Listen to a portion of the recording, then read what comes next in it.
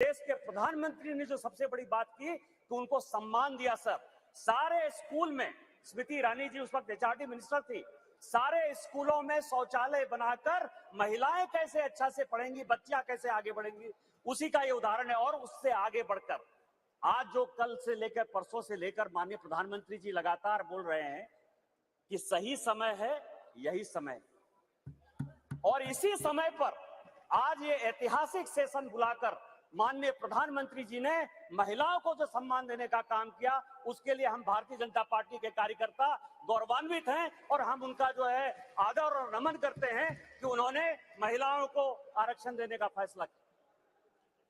Sir, मैं पढ़ रहा था, काफी बातें कही, मैं केवल 2-3 चीजें बताना चाहता हूं, फिर अपने विषय पर आऊंगा। ये देश इस संविधान से चलता है और इसका आर्टिकल 82, मनीष तिवारी जी यहां बैठे हुए हैं, कल से लगातार वो संविधान संविधान संविधान की बात कर रहे हैं। अभी सोनिया जी ने भी बोलते हुए बातें कही कि अभी क्यों नहीं लागू कर दिया, कब से लागू कर देंगे। ये देश संविधान से चलता है।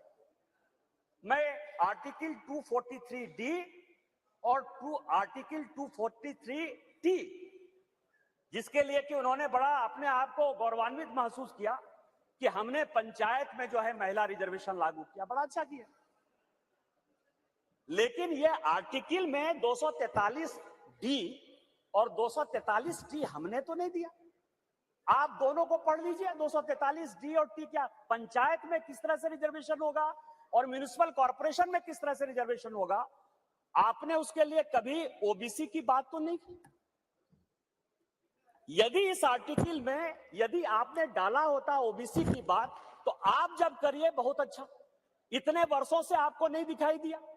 उसी तरह से 1947 से लेकर 49 तक ये पूरा संविधान सभा चलता रहा। परसों से यही भाषण सुन रहे हैं सर। इस कॉन्स्टिट्यूएंट असेंबली से लेकर 1952 से लेकर आज तक चुनाव हुआ, कभी किसी ने राज्यसभा में रिजर्वेशन की बात नहीं की, विधान परिषद में बात नहीं की। आज भी राज्यसभा में शेड्यूल कास्ट और शेड्यूल ट्राइब को रिजर्वेशन नहीं है, विधान परिषद में शेड्यूल कास्ट शेड्यूल ट्राइब को रिजर्वेशन नहीं है। आप कौन सी नई बात केवल पॉलिटिकल एंगल के लिए ले आते हैं? आपने जब नहीं किया, जब तक आज तक जो है भारत के संविधान में यह कहा गया कि राज्यसभा में कोई रिजर्वेशन नहीं होगा, विधान परिषद में कोई रिजर्वेशन नहीं होगा। और जब माननीय प्रधानमंत्री जी और भारतीय जनता पार्टी इस बिल को लाती है तो आप कहते हैं राज्यसभा में रिजर्वेशन नहीं है, विधान परिषद में रिजर्वेशन नहीं है। आप पंचायत में कहिए कि कोई ओबीसी को रिजर्वेशन नहीं होगा, चाहे म्युनिसिपल कॉर्पोरेशन में कोई ओबीसी को रिजर्वेशन नहीं होगा। और आर्टिकल 82 है सर, जो एडजस्टमेंट ऑफ ईच सेंसस की बात कर रही है और सीट बढ़ाने की बात, सब पढ़ लीजिएगा इस आर्टिकल को। इसमें कहा गया है कि 2026 तक सभी चीजों को हमने फ्रीज कर दिया है। आप अनकॉन्स्टिट्यूशनल काम करना चाहते हैं, आप उसके ऊपर जो है कहते हैं कि 2024 से लागू कर दीजिए, तुरंत सुप्रीम कोर्ट में जाएगा और सुप्रीम कोर्ट में तुरंत वो स्टक डाउन हो जाएगा। क्या आप चाहते हैं कि महिलाओं को रिजर्वेशन नहीं दें? और जिस तरह से आप केवल राजनीति के माध्यम से इस महिला रिजर्वेशन को लॉलीपॉप बनाते रहे, घुमाते रहे, वही भारतीय जनता पार्टी करे। हमारे प्रधानमंत्री जी हैं जो कहते हैं कि जिसकी मैं शुरुआत करता हूं उसका अंत भी करता हूं। यदि ये महिला रिजर्वेशन यहां आया है तो महिलाओं को अधिकार मिलेगा, मिलकर रहेगा, दुनिया की कोई ताकत इसको नहीं रोक सकती है। लेकिन इनके यहाँ क्या दिक्कत है सर? इनके यहाँ सबसे बड़ी दिक्कत है, और अभी जितने स्पीकर बोलने वाले हैं सर, वो स्पीकर 2026 में ये आर्टिकल 82 पढ़िए, संविधान को जो है पढ़िए, जो संविधान में लिखा हुआ है कि सेंसस होगा, सेंसस के बाद डिलिमिटेशन होगा और डिलिमिटेशन के बाद जो है हम उसको लागू करेंगे। और ये आर्टिकल 82 कह रहा है, ये 82 कह रहा है।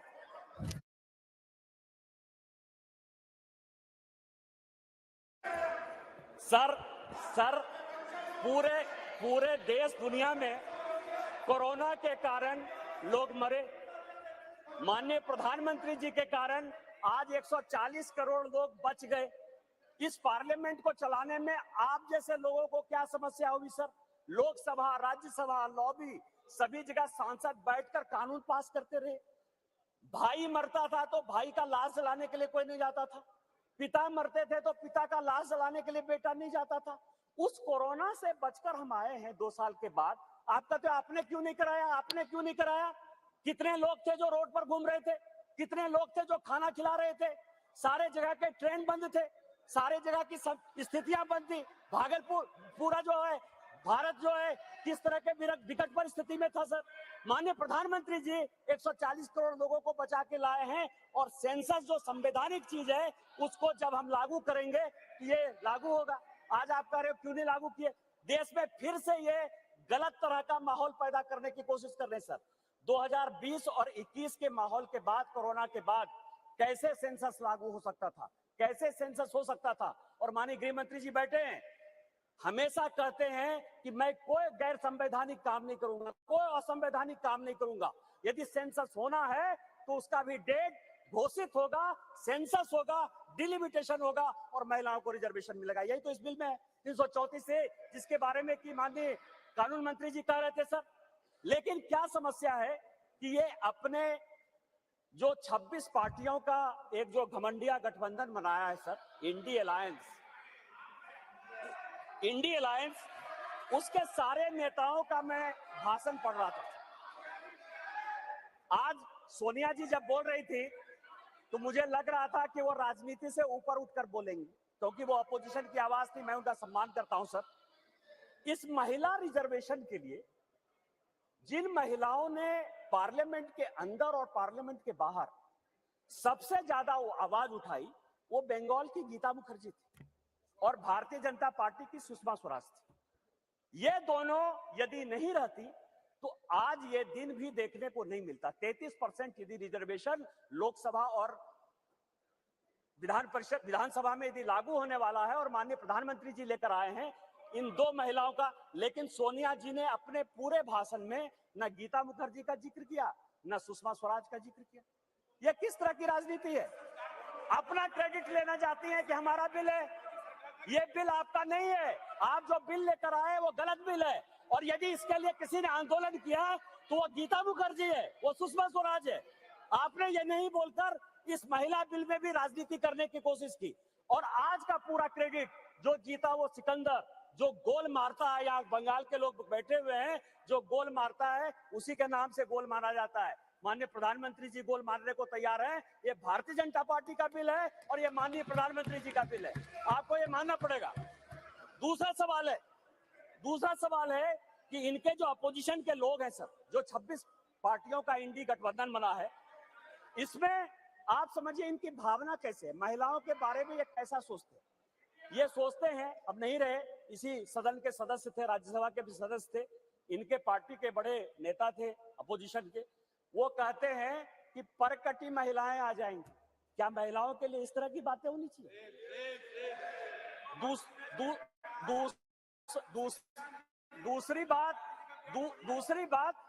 दूसरी बात जो है, ये दूसरे नेता जो है 2011 में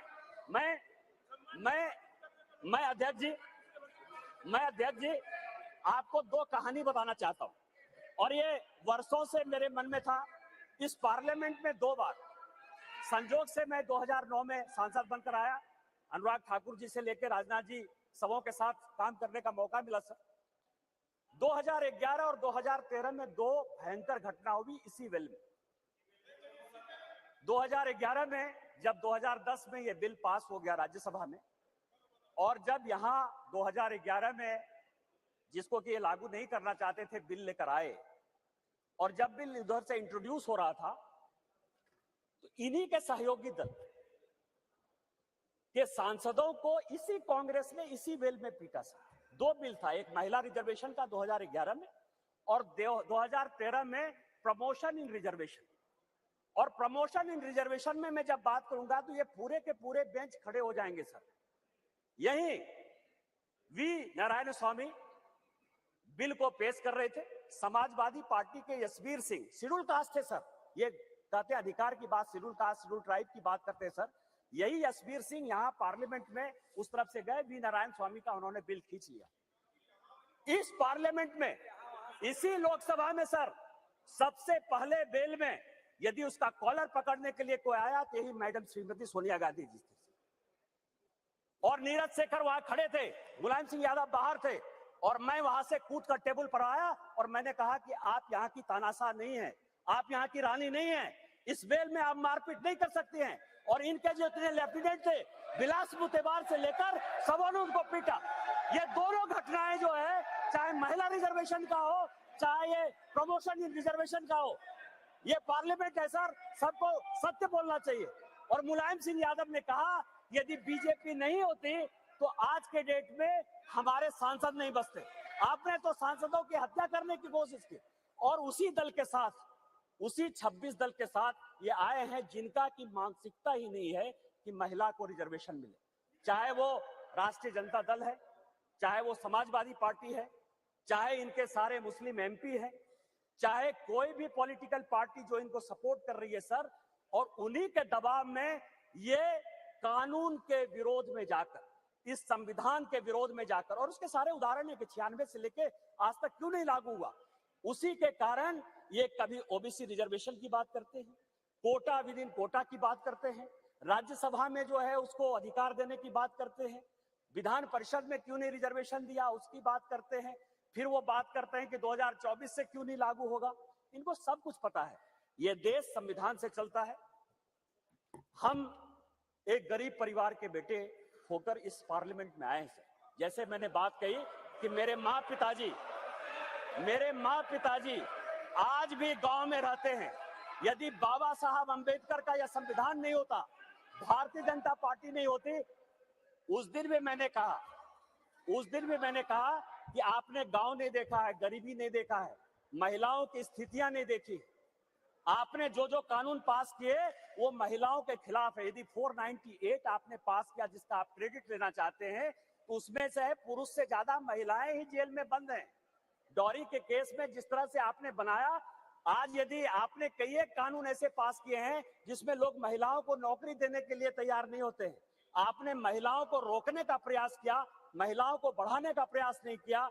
और हम जो बिल लेकर आए हैं, जो माननीय प्रधानमंत्री जी के नेतृत्व में ये इतिहास रचने जा रहा है, और ये जो ऐतिहासिक पल है, और स्पीकर साहब आपके जीवन का जो ऐतिहासिक पल है कि उस कुर्सी पर आप विराजमान है, जिस पल में ये इतिहास बन रहा है वो केवल और केवल माननीय मोदी जी की देन है, भारतीय जनता पार्टी की देन है। हम संविधान सम्मत काम करते हैं और मेरा सबों से आग्रह होगा कि दल पार्टी से ऊपर उठकर जो ये संविधान आर्टिकल 82, 243D और 243T जिन आधार पर यह संविधान चलता है उसके आधार पर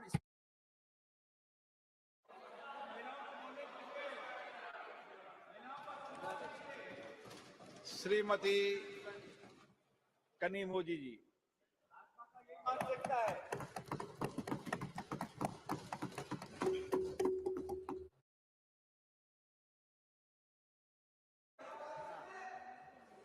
Thank you, sir. What nonsense is this, yeah? What is this, sir? Heckling? What is heckling? She's not. What is this? I haven't even started. Sir, what is I don't this, even yeah? understand. நீங்க என்ன பேசுறாரு புரியாது. I know. எதுக்கு புரியாம பேசுற? Sir, ये भाजपा का मानसिकता है। sir, what is this? She's not even started and your member is heckling us to the speaker. This is the respect for women. Exactly, sir. What is this? I don't even understand what he says. What is the point of doing this? What is this? Why is this started? This is respect for women. This is how you behave. BJP doesn't respect women. They have no respect for What is women. started a speech? Shame on you. Shame on you. Really? Shame on you. Shame on you. Really shameful. Very shameful.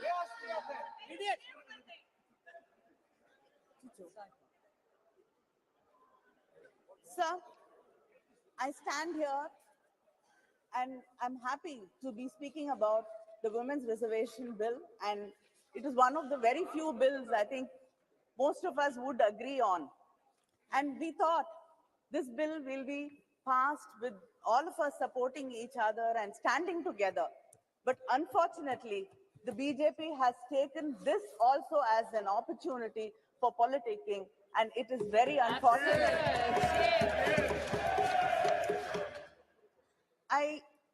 I'm just reminded of what Periyar said when I see the BJP speaking here and heckling us, that the pretense of men that they respect women and that they strive for their freedom is only a ruse to deceive them.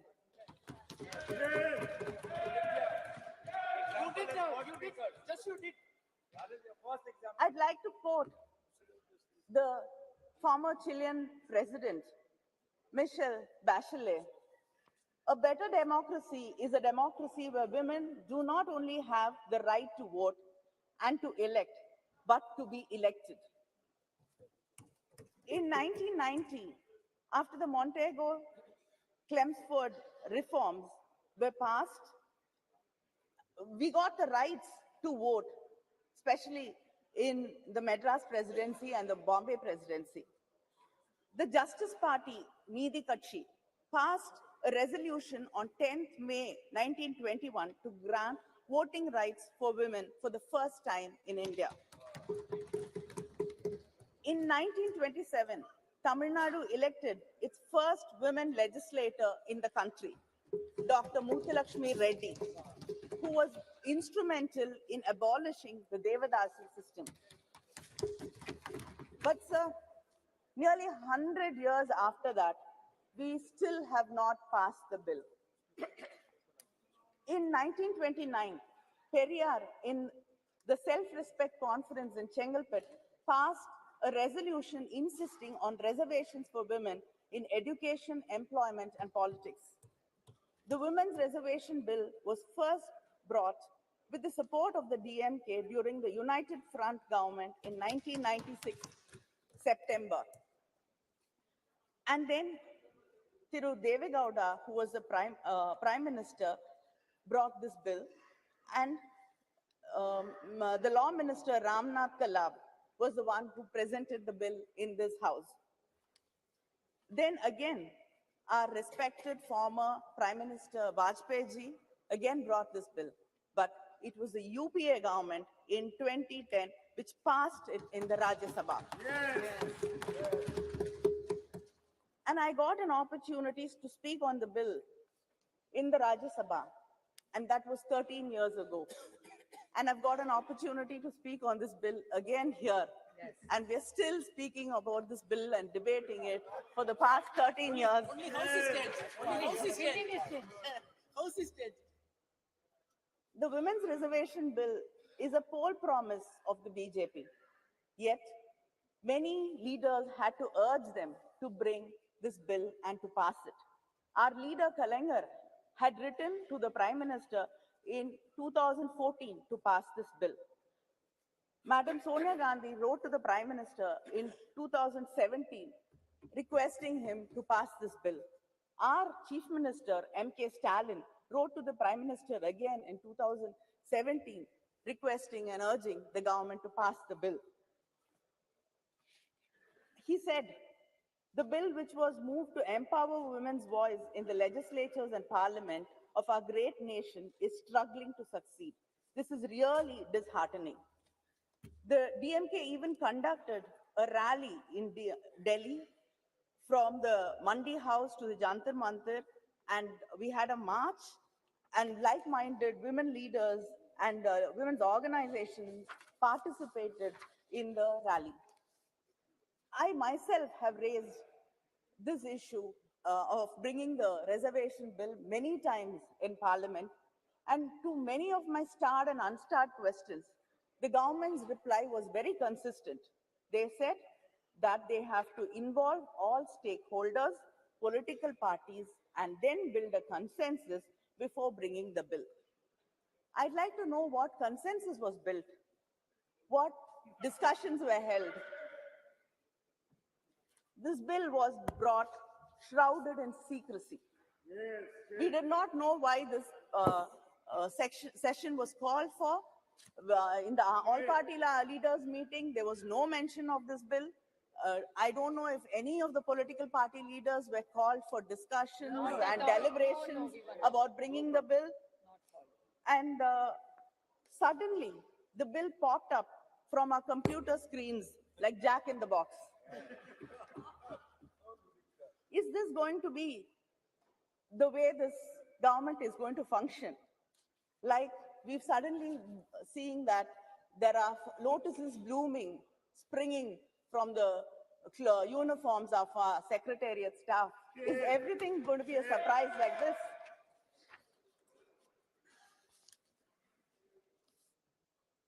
In spite of all this, when the Prime Minister mentioned the Women's Reservation Bill, and when our own Megwalji introduced the bill, our minds were so full of happiness, and the lines of Mahakavi Bharati rang in my heart. பட்டங்கள் ஆழ்வதும் சட்டங்கள் செய்வதும் பாரினில் பெண்கள் நடத்த வந்தோம் எட்டும் அறிவினில் ஆணுக்கு இங்கே பெண் இளைப்பிள்ளை தான் என்று கும்மி அடி, which if I translate says that we have come to make laws and to rule. Now we are equals and let us cherish it. But then, like the crows and crows of my sisters who were waiting for this bill to be passed, my heart also sank when you said we had to wait for it and we don't know when actually the bill is going to be implemented. In 2010, when the bill was brought by the UPA government, there was no conditions. The bill was to take effect immediately after the passage of the bill.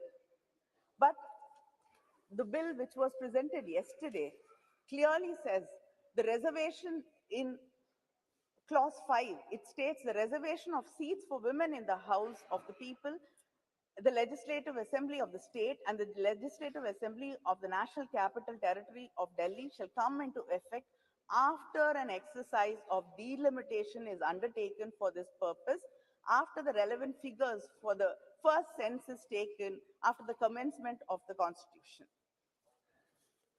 Our leader, Muthuvel Karunanidhi Stalin, in his statement today has said that India is the only country which has not conducted the decadal census. And if delimitation is going to be based on population census, it will deprive and reduce the representation of the South Indian states. It will become like a sword hanging on our heads. Yes. He has said that we support the bill. But he asked this question, why should the implementation be connected to the delimitation? Yes, why? And it is, he says, it is a strange drama staged by the BJP, keeping in mind the 2029 elections, 2024 elections. And we cannot ignore the representation for women from the backward classes either. He has emphasized that the doubts and the fear in the minds of the people of Tamil Nadu and the South Indian states about our representation being reduced should be clarified, and there is a fear in the minds of the people that our voices will be undermined. There should be a clear clarification about this, because we do not want our representation to be reduced in any way. And just because you cannot give a reply saying we will not be underrepresented because the numbers will be the same and other states will get more representation. As it is, this has to continue so that we get equal say in what is being discussed. Sir, the 17th Lok Sabha has passed 40 bills on an average every year, and without hardly having opinions of women and without even hearing our voices in this house or the Rajya Sabha. And India ranks 141 out of 193 countries, falling in women's representation, falling behind our neighbors like Pakistan, Bangladesh, and Nepal. How long should we wait to see this bill being implemented? It can be easily be implemented in the coming elections, the parliamentary elections. This bill, you should understand, is not a reservation, but an act of removing bias and injustice. And if you do not remove the clause which says after delimitation, then there is no point, because we do not know when this inordinate delay can go on. You can do the census, the delimitation after 10 years, 20 years, 30 years, the way it will continue going on. And I'd like, and of course, some of our leaders are very worried that